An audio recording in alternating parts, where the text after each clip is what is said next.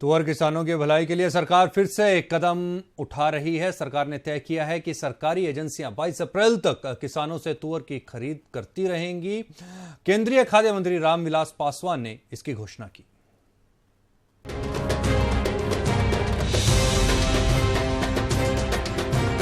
देश में तुअर के बम्पर उत्पादन की वजह से इसके भाव में आई गिरावट की मार से किसानों को बचाने के लिए सरकार ने तुअर की सरकारी खरीद को और एक हफ्ता बढ़ाने का फैसला किया है। केंद्रीय खाद्य मंत्री रामविलास पासवान के मुताबिक दलहन के बफर स्टॉक के लिए किसानों से तुअर की सरकारी खरीद देश भर में 22 अप्रैल तक जारी रहेगी। अब तक सिर्फ 15 अप्रैल तक ही सरकारी एजेंसियों को किसानों से तुअर खरीदने का निर्देश दिया गया था।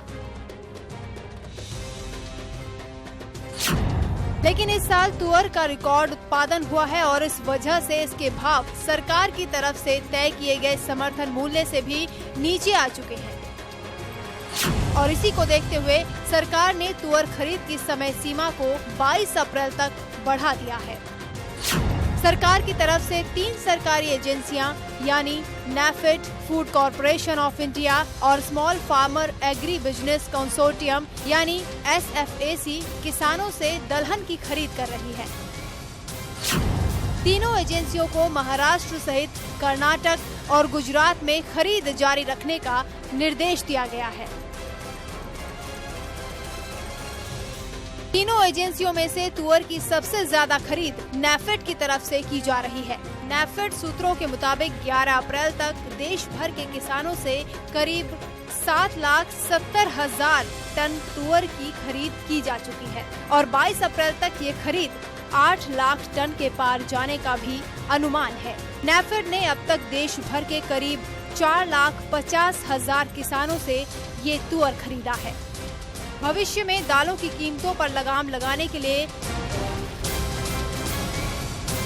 सरकार ने करीब 20 लाख टन दलहन का बफर स्टॉक तैयार करने की योजना बनाई है। इसमें से सरकारी स्टॉक में अब तक करीब 18 लाख टन दलहन का स्टॉक हो चुका है। तीनों सरकारी एजेंसियों ने अब किसानों से रबी दलहन यानी चना और मसूर की खरीद भी शुरू कर दी है।